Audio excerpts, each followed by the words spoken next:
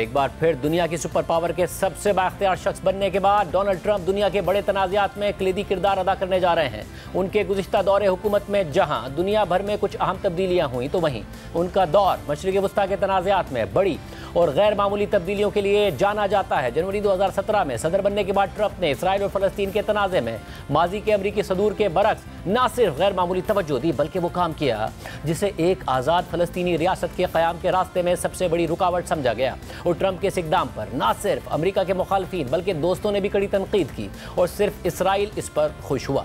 Trump के सदर बनने से पहले तल अवीव में अमरीकी सिफारत खाना कायम था और अमरीका तल अवीव को ही इसराइल का दारुल हुकूमत मानता था। लेकिन ट्रंप सदारत संभालने के कुछ महीने बाद इसराइल का दौरा करते हुए यरूशलम यानी मकबूजा बैतुल मक़दस भी गए और वो यरूशलम में यहूदियों के मुक़द्दस मकाम का दौरा करने वाले पहले अमरीकी सदर बने। फिर कुछ महीने बाद दिसंबर 2017 में ट्रंप के सदर बनने के तकरीबन एक साल बाद अमरीका ने यरूशलम को इसराइल का दारुल हुकूमत तस्लीम कर लिया, जो पहले किसी अमरीकी सदर ने नहीं किया, इरादा जाहिर भी किया तो भी नहीं किया। और खुद ट्रंप ने अमरीकी सिफारत खाने को तल अवीव से यरूशलम मुंतकिल करने का ऐलान कर दिया और अक़वाम मुत्तहिदा की करारदादों की भी खिलाफ वर्जी कर दी। ट्रंप के इस इक़दाम पर दुनिया भर से उन पर तनकीद हुई। अक़वाम मुत्तहिदा के सेक्रेटरी जनरल ने ट्रंप के ऐलान को मुस्तरद कर दिया। यूरोपीय यूनियन भी इस फैसले पर खुश नजर नहीं आई। बरतानवी वज़ीर आज़म ने साफ अल्फाज में कहा कि वो अमरीका के इस फैसले से मुत्तफिक नहीं। फ्रांस ने अमरीकी फैसले को एकतरफा फैसला करार दिया, जबकि जर्मनी ने भी तहफ़्फ़ुज़ात का इजहार किया। मगर ट्रंप अपने फैसले से पीछे नहीं हटे और पूरी दुनिया के तहफ़्फ़ुज़ात और ख़दशात को एक तरफ रखते हुए 5 महीने बाद 14 मई 2018 को अपना सिफारत खाना तल अवीव से यरूशलम यानी मकबूजा बैतुल मक़दस मुंतकिल करवा दिया और फ़लस्तीनियों की हक तलफी करते हुए इसराइल की देरीना ख्वाहिश पूरी कर दी। साथ ही साथ मशरिक़ वस्ता में अपना असर रसूख बढ़ाते हुए ट्रंप ने अरब ममालिक को यह बावर करा दिया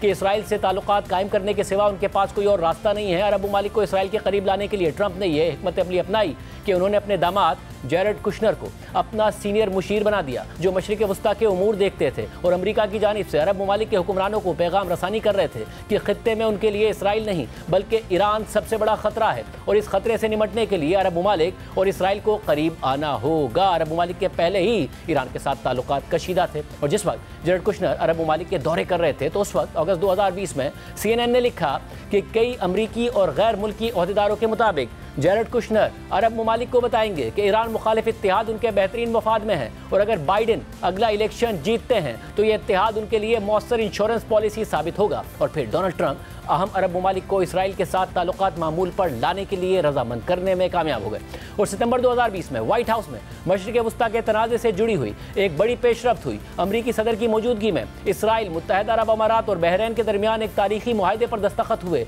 जिसे अब्राहम अकॉर्ड्स का नाम दिया गया। इस मुआहदे के तहत UAE और बहरीन ने इसराइल को तस्लीम करने और ताल्लुकात मामूल पर लाने का ऐलान कर दिया। बहरीन में इसका शदीद अवामी रद्द-ए-अमल भी सामने आया। जब इसराइल के साथ ताल्लुकात को मामूल पर लाने वाले मुआहदे का ऐलान किया गया तो ये तज्ज़िये हुए कि इसराइल और फ़लस्तीन के दरमियान मुज़ाकरात का दौर ख़त्म हो चुका है और कुछ नया सोचना पड़ेगा। इस मुआहदे के बाद कई फ़लस्तीनी जमातों ने खदशा जाहिर किया कि यह आज़ाद फ़लस्तीनी रियासत के क़याम के लिए धचका साबित होगा और आम बात ये थी ये बहरीन और मुत्तहिदा अरब अमारात इसराइल के साथ ताल्लुकात कायम करने वाले तीसरे और चौथे अरब इस्लामी ममालिक थे। इससे कबल मिस्र और उर्दन ने इसराइल के साथ बाकायदा सिफारती और तिजारती ताल्लुकात कायम किए हुए थे। मुत्तहिदा अरब अमारात ने इसराइल को तस्लीम किया तो इसके बाद दोनों ममालिक ने एक दूसरे के ममालिक में सफ़ीर भेजे, लाखों डॉलर्स के तिजारती मुआहदे किए जिनमें दिफाई साजो सामान और हथियारों के हवाले से मुआहदे भी शामिल थे। साथ ही दिसंबर 2021 में उस वक्त के इसराइली वज़ीर आज़म नेफ्तली बेनेट मुत्तहिदा अरब अमारात का दौरा करने वाले पहले इसराइली रहनुमा बन गए। मगर सिर्फ यही नहीं, इस पूरे अरसे के दौरान ये खबरें मुसलसल सामने आती रहीं कि सऊदी अरब भी इसराइल को तस्लीम करने और ताल्लुकात मामूल पर लाने जा रहा है। इस सिलसिले में अमरीका की कोशिशें जारी थीं और सऊदी अरब की तरफ से मस्बत जवाब मिलने के दावे भी किए जा रहे थे। ताहम ट्रंप के दौरे सदारत में बाज़ाब्ता कोई ऐलान सामने नहीं आया। साथ ही आलमी मीडिया पर रिपोर्ट हुआ कि सऊदी हुक्मरानों को खदशा था कि एक आज़ाद फ़लस्तीनी रियासत के क़याम से पहले अगर सऊदी अरब ने इसराइल को तस्लीम कर लिया तो इसका सिर्फ मशरिक़ वस्ता में ही नहीं बल्कि दुनिया के मुस्लिम ममालिक में असर रसूख कम हो सकता है और अवामी सतह पर शदीद रद्द-ए-अमल भी आ सकता है, क्योंकि सऊदी अरब खुद को अरब ममालिक के साथ साथ दुनिया के मुस्लिम ममालिक के लीडर के तौर पर देखता है। इन वजूहात और हालात की वजह से ट्रंप की भरपूर सिफारती कोशिशों और ख्वाहिश के बावजूद सऊदी अरब और इसराइल के ताल्लुकात मामूल पर नहीं आए और फिर ट्रंप के जाने के बाद हतमी पेशरफ्त नहीं हुई। और फिर गुज़िश्ता साल पहले हमास की तरफ से इसराइल में हमले और फिर गजा में इसराइली जारिया शुरू होने के बाद ऐसी किसी भी पेशरफ्त के इम्कानात मजीद मादूम होते चले गए। मगर अब ट्रंप दोबारा सदर बनने जा रहे हैं और मशरिक़ वस्ता इसराइली जारियत की वजह से संगीन इंसानी अलमिया का शिकार है। तो देखना ये होगा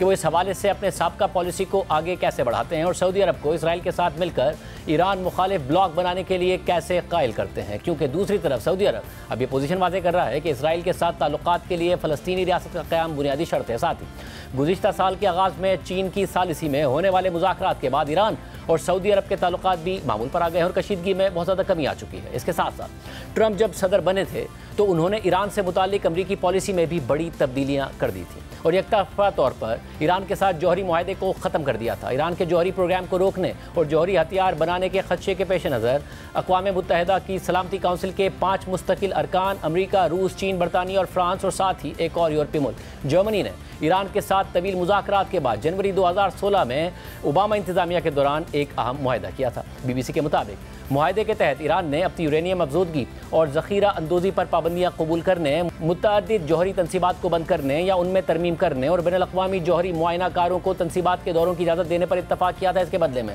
ईरान पर से कई बैनुल-अक़वामी मालियाती पाबंदियाँ हटा दी गई थीं।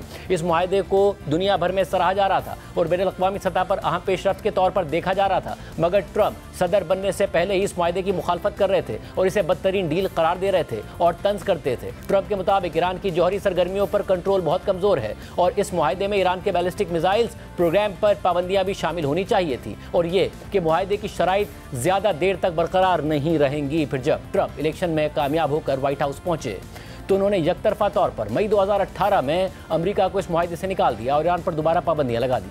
साथ ही साथ जनवरी 2020 में ईरान के पासदारान इनकलाब की अल-कुद्स फोर्स के सरबराह जनरल कासिम सुलेमानी को अमेरिका ने इराक में ड्रोन हमला करके मार दिया था, जिसके बाद अमेरिका और ईरान के हालात कशीदा हो गए थे। ईरान ने इराक में अमेरिकी फौजी अड्डे पर फ़िज़ाई हमला भी किया था, मगर इसमें कोई बड़ा नुकसान नहीं हुआ था।